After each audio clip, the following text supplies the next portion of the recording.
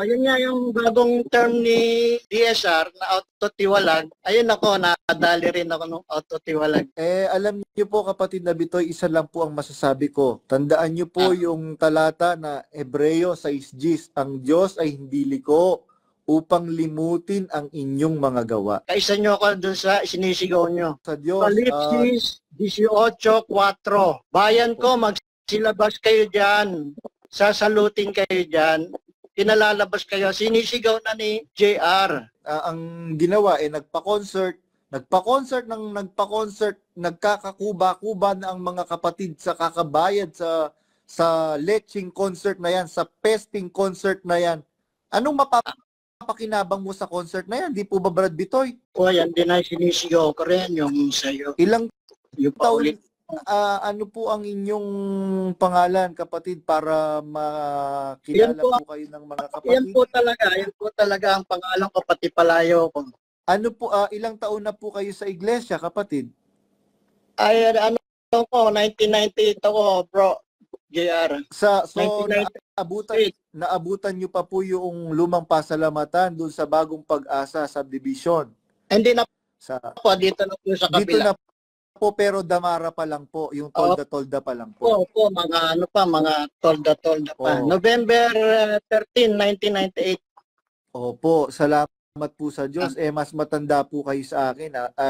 Sa laman at saka sa espiritu, kapatid na Bitoy Senga. Saan po kayo nakalokal? Dito po sa Kalumpang Marikina, East District, Metro Manila. Po, napunta po ako dyan sa lokal po ninyo kasi yung pong mga happy Christian na mga kapatid nandyan po sa lokal ng Kalumpang. Si Amoriata ang pangalan nun. Si Brad Raymond Petit. Petit. Tsaka yung matangkad na beautician, si Brad nakalimutan ko yung mga pangalan po. Tsaka yung UNTV yun si Brad Amoriata pangalan. Nasa Canada po yun, yung kamukha ni Corina Sanchez. Opo, maganda ang mukha nun Opo, nasa Canada po yun. Ngayon po kapatid, ano po ang masasabi niyo po sa nangyayari ngayon sa iglesia? Sa napagkamatayan na iglesia ni Brad Eli na sinampalatayanan po natin at inibig po natin pare-pareho, kapatid na Bitoy Senga. Ano po ako, nagmamanggagawa ako, batch 2023 sana na hindi na pinag-graduate. Kabatch ko si EJ.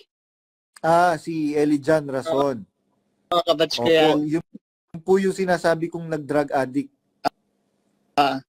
Ang kwento ko diyan, kompleto ko sa gagraduate na lang ako Kaso nga nung pumutok yung kay Yuli Villamin ay pinagkikipaglaban ko si DSR. Opo. Kasi hindi ako makapahir ng gano'n na ginaganon yung aking Kinikilala leader. Mga ngaral, opo.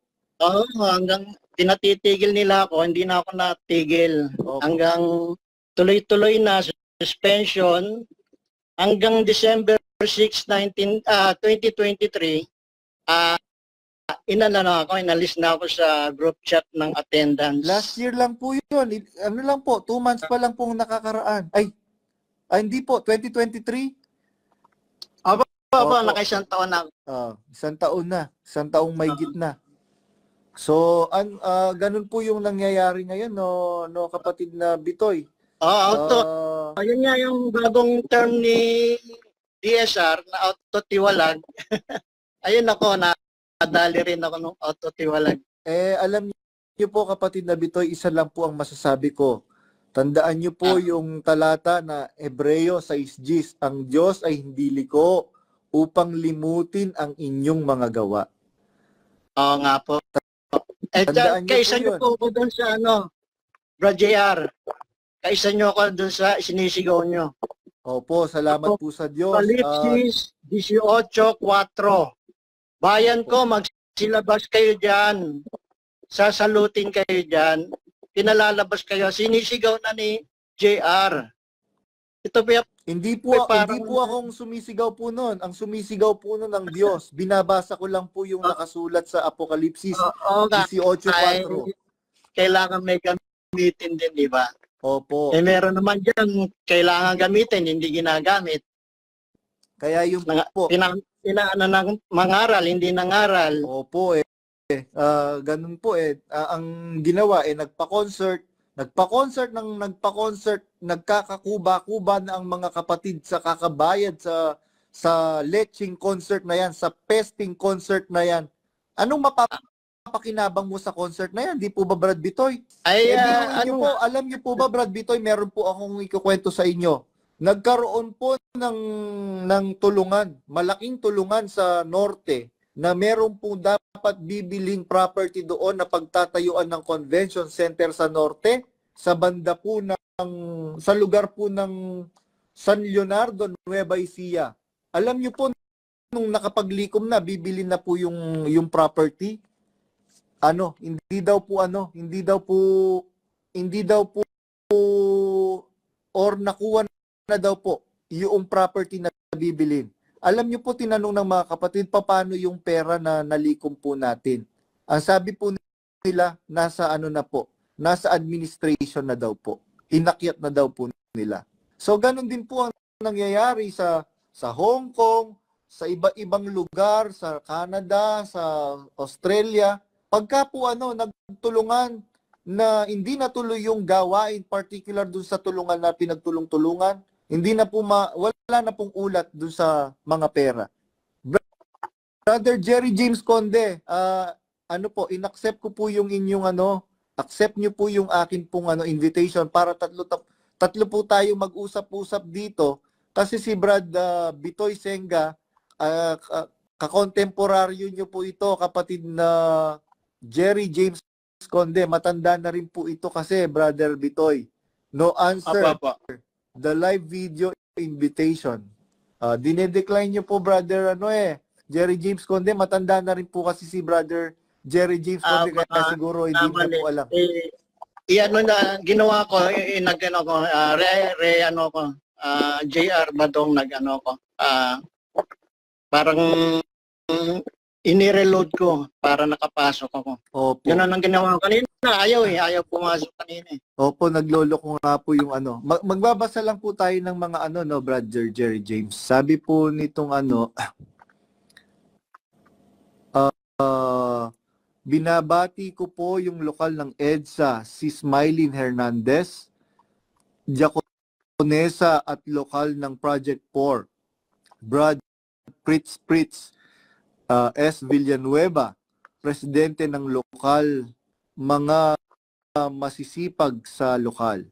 Sabi ni Brother Alvin Manuel, shout out po mga kapatid. Good evening, Brad Rodolfo. Brad Rodolfo, ito, good evening daw po, sabi ni Brad Alvin Manuel. Kilala ko niyan ni Brad Alvin. Opo. Sabi naman po ni Brother Buenaventura Guinness, sasalutin talaga sila dyan. Kasi yung kuya nila, nilagay nila ang imahe sa karosa. Pinarada nila sa piyesta pa. Karumaldumal sa Diyos yan. Amen.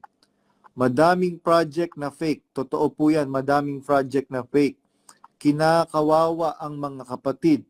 Sabi ni Brother Ronnie Keypoint del Rosario, kilala po ni si Brad Senga.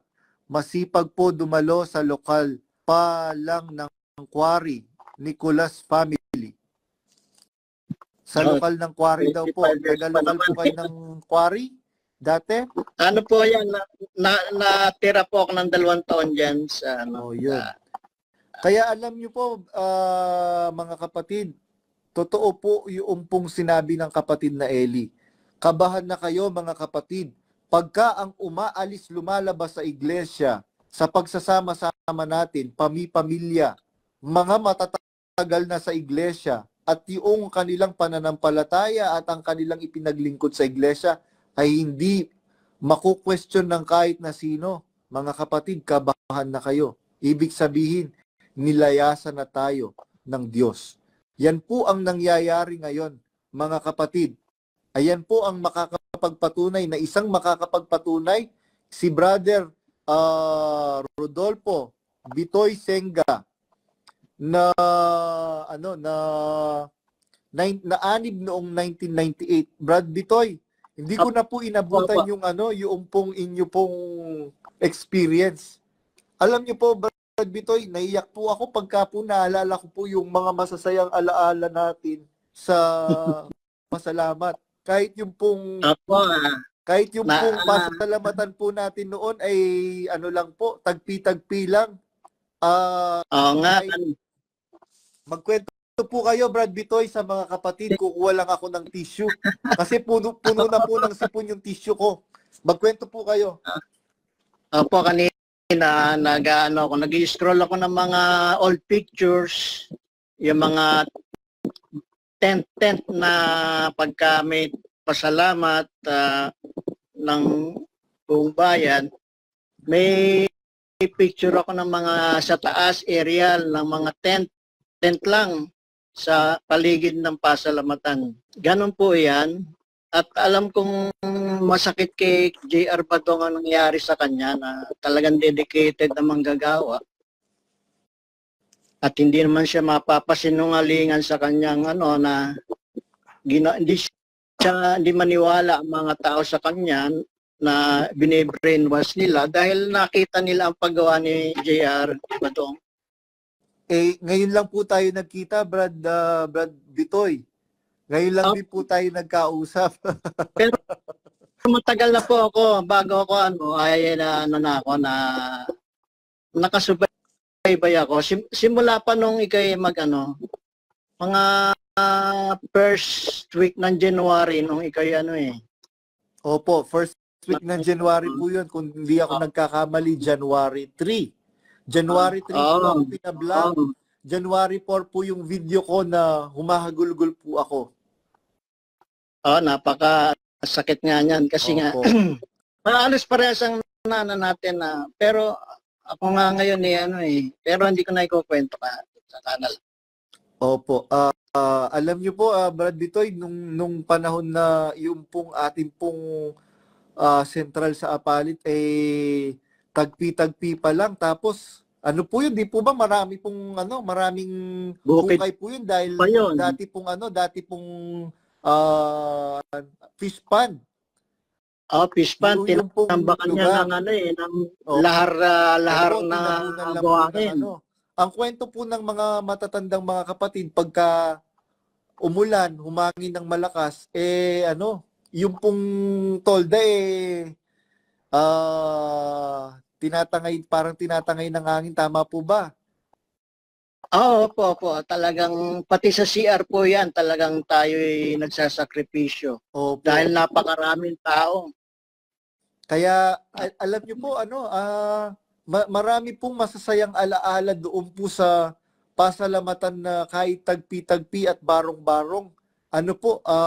Nakita po natin yung pagmamahal ng Diyos sa ating mga magkakapatid. Biruin mo, dumadalo po tayo ng pasalamat, madaling araw pa lang, Brad Bitoy. Madaling araw, may biyahe na tayo. Babiyahe na po tayo. Tapos, pagod po tayo pare-pareho. Uwi tayo ng alas 12 ng gabi.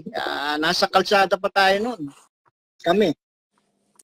Tsaka po si Brad Eli po noon, Brad Bitoy, nagluluto po siya noong pong hindi pa po siya preoccupied ng maraming bagay, personal. Siya po ang nagluluto para sa kapatiran. Tapos pag break time, umiikot po siya. Iniikutan niya yung mga kapatid na walang mga baon. Binibigyan niya ng pagkain. Kaya ako po, Brad Bitoy, personally, masakit po sa kalooban ko na yung napagkamatayan ni Brad Eli. Nagigets kita. Personal mo nakasama. At ako naman, kahit kamay ni kapatid na Eli, hindi ko nahawakan. Iba kasi yung talagang person na Kaya yung iba hindi ka maintindihan. Eh, iba yung talagang nakakaano mo sila, nakadaupang palad. Opo. Kaya nga po, Brad Bitoy, dun sa mga nagsasabi na si Brad Eli, ganito, ganyan, isa lang ang masasabi ko, hindi naman ako magiging mabuting tao kagaya ngayon kung hindi dahil sa pangangaral ng salita ng Diyos na natutunan ko kay Brad Eli. Lumaki po ako, mga kapatid, sa simbahan. 30 pare ang kasama namin doon sa simbahan na yon, sa Chancery Chapel. Ano po yun? Palasyo po ng Arsobispo ng San Fernando. Ang Arsobispo po noon, si Archbishop Pasiano B. Aniceto, mga kapatid. So, alam nyo po ba, nung pong maanib ako, siguro 1 week or 2 weeks pa lang ako sa iglesia, meron pong sumulat sa akin from the Vatican na binibigyan po ako ng scholarship para sa pagpapare, mga kapatid.